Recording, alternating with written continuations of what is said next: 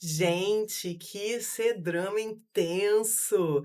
Queria falar com vocês então sobre os capítulos 8 a 11, que é até os que estão disponíveis, né, hoje dia 7, só tem até o 11. Então eu quero falar do 8 ao 11 do As Cinzas ao Trono, dorama chinês que está disponível na Netflix. Queria conversar um pouquinho com vocês. Eu fiz um vídeo sobre os capítulos 1 a 7, não sei se você viu. Aqui eu vou falar um pouco sobre os capítulos 8 a 11. Gente, que intensidade, que intensidade. É realmente um dorama bem legal, com muita intriga, muito complexo, né, você tem que ficar tenso, cada capítulo tem muita densidade.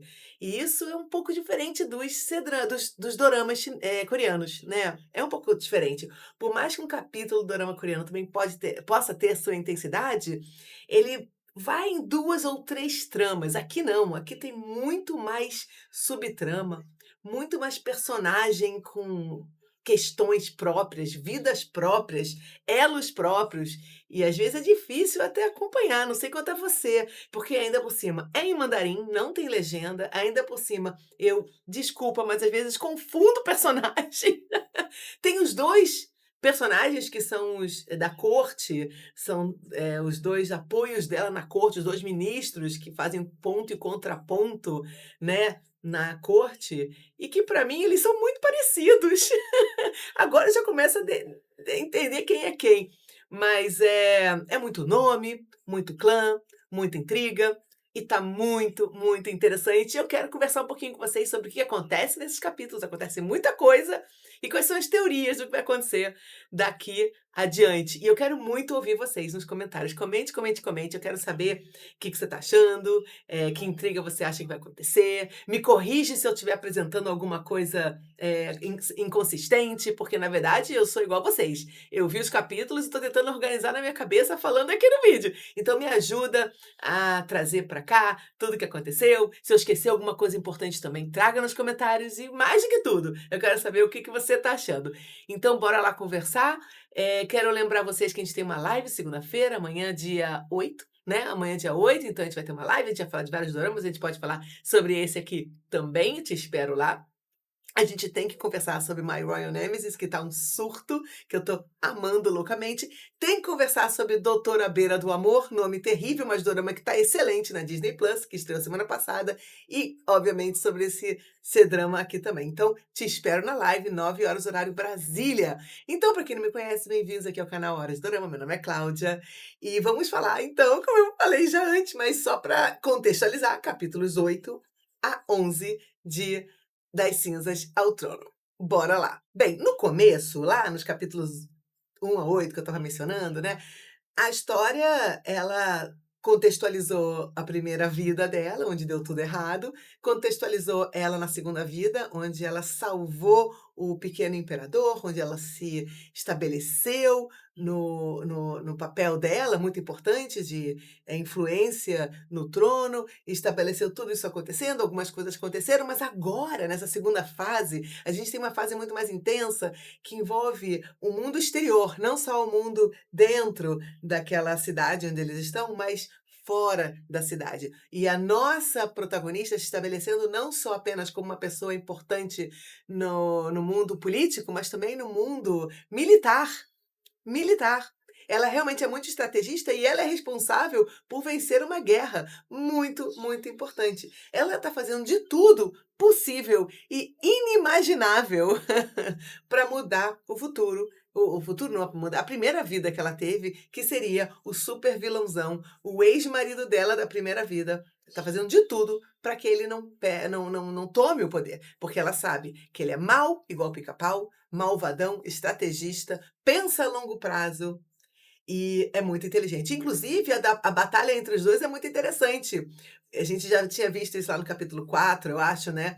Como um conhece o outro, eles ficam, né, tipo, e os 2 são muito inteligentes, eles ficam naquela batalha de, né, quem tá conseguindo pensar mais adiante, igual uma batalha de Go, que é aquele jogo de pecinhas preta e branca que eles jogam, né, é igual essa batalha, porque no Go o teu objetivo é cercar a cor, do oponente, né, imobilizar as peças do oponente, e aqui também.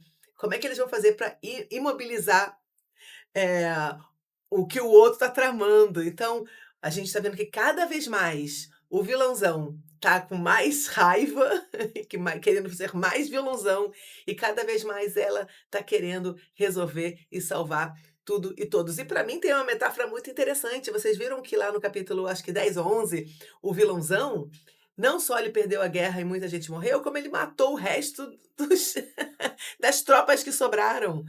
Porque eram tropas aliadas, tropas do norte que ele se aliou, então ele matou, eu não quero homem morto é homem é informação que não vai ser não vai vazar, não vão vir relacionar aquelas tropas à minha pessoa.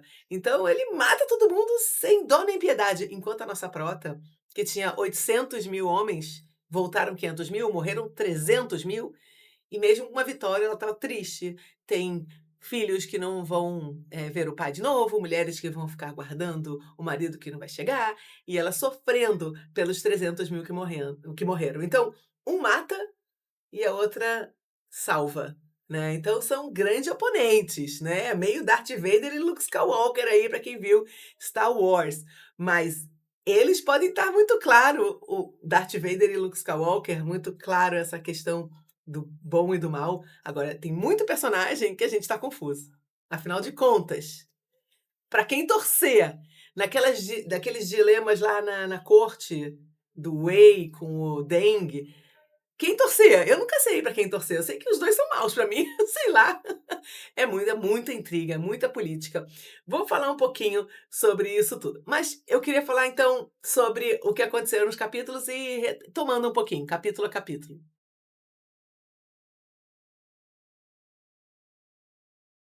Nos capítulos 7 e 8, a gente, tem uma aproximação maior dos nossos protagonistas lindos, maravilhosos, que lá no capítulo 11, é no 11 não, no 10. Ai, tem um beijo maravilhoso. Mas eles vão se aproximando, vão ganhando mais confiança entre um e outro, isso é muito legal. Ela o salvou no passado e ele também a salvou várias vezes, mas a verdade é que um está constantemente salvando o outro. E eles são parceiros, parceiros de, estratégia, parceiros de guerra, parceiros de amor, parceiros do que eles desejam da vida, porque eles são pessoas boas. Ai, que lindo, que maravilhoso. Então, isso foi tudo crescendo um pouco mais nesses capítulos 8 e 9. Agora, a gente vê claramente já nesses capítulos o vilãozão tentando manipular tudo por detrás, né? Ele adora, é aquele que ele é realmente aquele que manipula e pensa a médio e longo prazo para literalmente conquistar o mundo. E aí tem o capítulo 10 que foi muito importante, que teve aquela grande batalha e a nossa prota, Xuzal, né? Ela conseguiu mostrar a capacidade estratégica dela. E ela agora é respeitada por todos, não só pela sua influência política, mas a sua capacidade estratégica. O que lá na corte o pessoal já tá: "Ela vai querer o trono, ela não faz isso só ela é mulher, e se fosse homem tudo bem, mas como é mulher, o que ela quer então é o trono e babá, bá-bá-bá-bá". É isso, né, qualquer um que vai ganhando força, vai ganhando poder, todo mundo quer o trono, então todo mundo fica com medo, né, e tem uma briga pelo trono, mas por famílias, né, as famílias e dentro das famílias tem as brigas dentro das famílias, então, gente, é muita briga. É muita briga. Eu não sei como é que as pessoas sobreviviam nessa época. Deviam viver até mais ou menos 20, 30 anos, porque até mais do que isso não dá, eles já se matavam. É muita briga. A gente tem toda essa questão da fortaleza Kangmu, né, e a mãe da nossa prota, que a gente já sabia que era mãe, no 11 ficou claro, mas a gente já sacou antes, né, a mãe dela, vai ter toda essa história da dinâmica, por que que ela saiu, né, por que que ela abandonou a nossa prota e foi morar lá na fazenda, na fazenda não, na floresta, naquela fortaleza, qual é a história dela, mas ela foi importante nesse momento, ajudou a salvar nossa prota, e no 11 também ela foi lá dar um carinho e um chamego, não um chamego emotivo, emocional ainda, mas é um chamego mesmo de apoio e ajuda ao pai da prota, que parece estar nas últimas. Então, assim, esse papel vai ser importante. Talvez a nossa prota perca o pai em breve, mas ganhou uma mãe. Como é que vai ser a relação dela com essa mãe que ela está ganhando agora? Vai aceitar fácil? Não vai? E qual foi a história? O que que aconteceu? Queremos saber.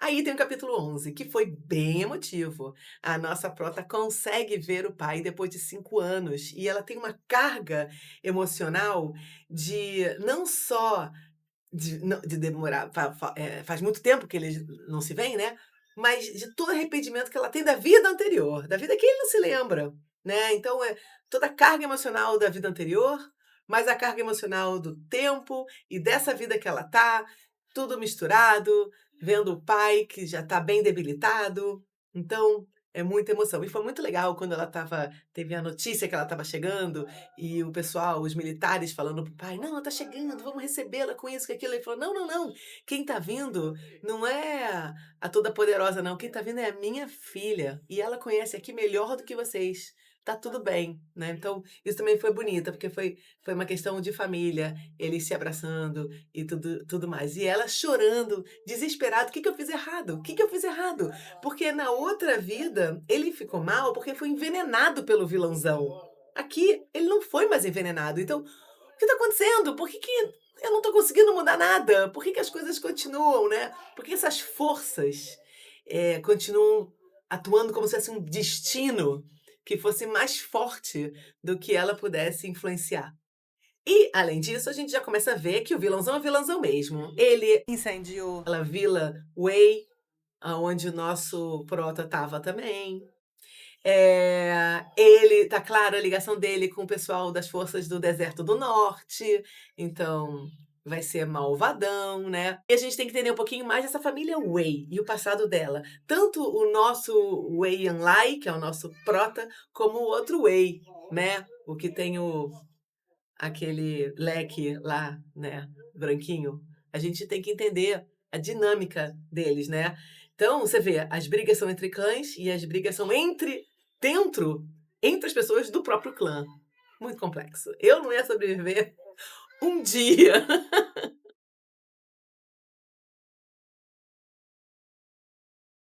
Então, essa questão do pai e da doença, eu tô achando que é uma mensagem da série em relação a destino, né. A gente não tem tudo nas nossas mãos, a gente não pode controlar tudo. Mesmo ela sabia o que tinha acontecido antes e tentou mudar, mas mesmo assim, não cabe a ela ter as forças do mundo de mudar tudo, né. Tem coisas que simplesmente são para ser. Então, ela vai ter que lidar com isso, do que ela vai conseguir controlar e o que ela não vai conseguir controlar. E essa doença do pai claramente é algo que não está nas mãos dela.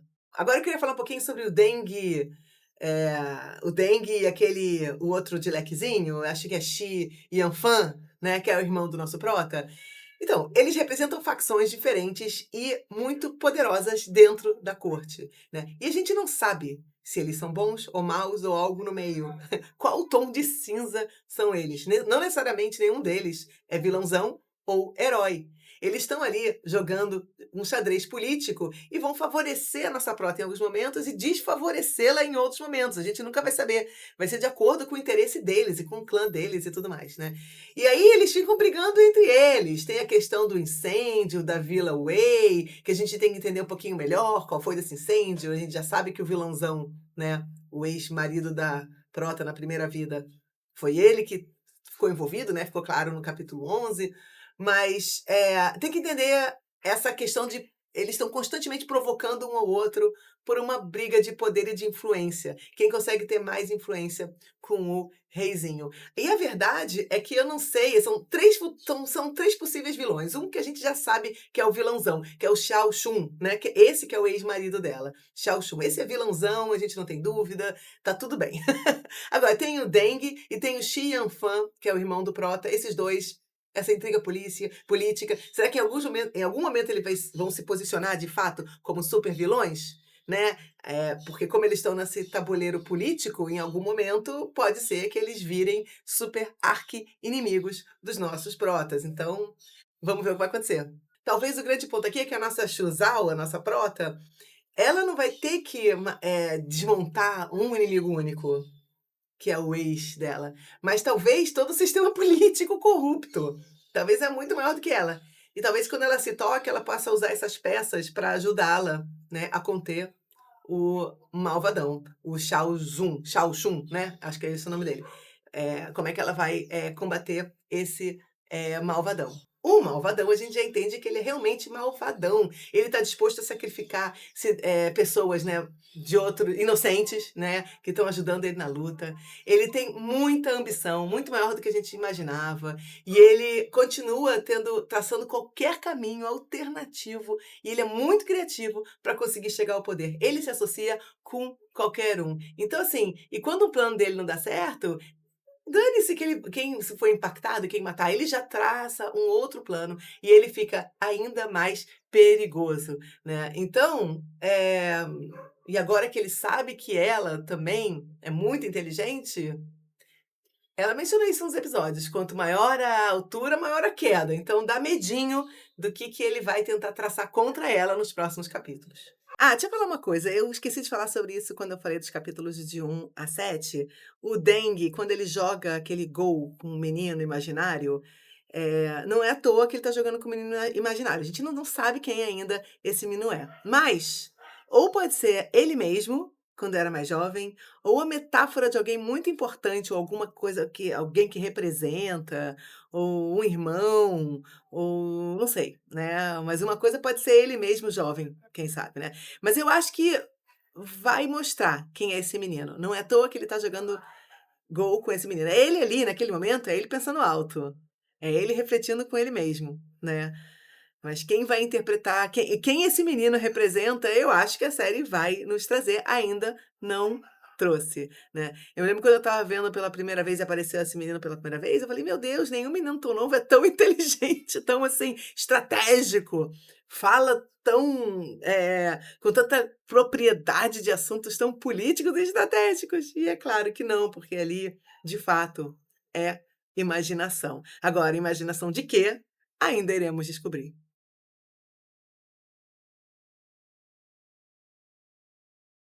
Vamos falar dos nossos protas rapidinho? Gente, é muito fofinho, assim, como eles se protegem, se amam e os sentimentos dos 2 está lá, né. Assim, tem um passado misterioso dele, que a gente tem que entender um pouquinho, tá pegando peças atrás de peças, tem aquela ligação dele com o incêndio, mas ele tem um papel muito importante nessa proteção do reino, né, então eu acho que ele vai se tornar um super guerreiro, talvez ele fique no lugar do pai dela, pode ser? Né. Mas eu quero que eles terminem juntos, não quero que ele fique na fronteira e ela na capital, né, tem que ver. Mas a verdade é que, assim, é muito bonita a conexão entre eles, que foi sendo construído com carinho, respeito, admiração e agora, né, amor. Agora, o que vai acontecer nos próximos capítulos, a partir do 12, gente? A gente tem toda essa questão da mãe, né, e a história da mãe que aconteceu. A gente tem a história do incêndio da Vila Wei, que tem que revelar, entendeu, o que que aconteceu.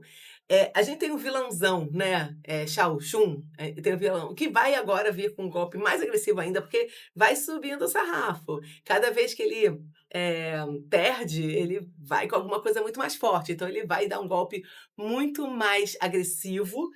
Tem os nossos 2 lá, o Deng e o Xi Yanfan, na sua guerra política mais intensa, e aí eu não sei quem vai se machucar com essa guerra entre eles, né. O nosso prota vai talvez descobrir um pouco mais sobre as origens dele, eu acho que tem essa jornada dele também, com as origens dele, que a gente tem que entender. O pai da Xu Zhao, não sei, será que ele vai morrer? Não vai morrer? Tô na dúvida o que que vai acontecer com ele agora. Eh e quem será que, se ele morrer, será que eu mencionei o nosso prota ficar no lugar dele? Ou de repente a mãe pode liderar aquele exército de 300.000 a 200.000 homens? Sei lá, não sei, né. Vai ter uma fase bem sanguinária de batalhas, eu acho ainda, que vão acontecer, misturado com esse drama familiar deles, que a gente vai ter que entender um pouquinho, até que vai chegar no momento da batalha final, da estratégia final, do jogo final. Onde, ai meu Deus, nossa prota vai ganhar, junto com o nosso prota lindinho, e juntos, quem sabe, vão reinar. Ele como um super general, ela também como alguém muito importante e influente. O nosso imperador vai crescer a ponto de não precisar mais dela, mas ela sempre vai ter influência nesse imperador. Bem, estou muito curiosa pra saber o que vai acontecer. A verdade é que ela não precisa mudar um único evento no passado, ou uma única coisa, uma única pessoa, né. São muitas camadas, então e são muitas mentiras que sustentavam tudo que ela acreditava no passado, né, inclusive a questão pessoal dela, sobre a mãe, né. Então, cada episódio vai revelar uma dessas camadas, vai revelar todas as mentiras que ela precisa desvendar, e eu acho que cada vez mais ela está mais forte e com mais base e com mais aliados e, obviamente, mais inimigos também. Enfim, tô adorando, não vejo a hora de continuar. Amanhã vai, eu acho que é um por dia, né, na Netflix só tá até o capítulo 11, mas amanhã possivelmente vão liberar mais capítulos? Eu não sei. Sei que eu tô super animada pra continuar a ver esse doraminha. Tá muito legal, tá muito intenso, e eu tô curtindo e queria muito saber a opinião de vocês. É isso, gente. Um beijo e até o próximo vídeo.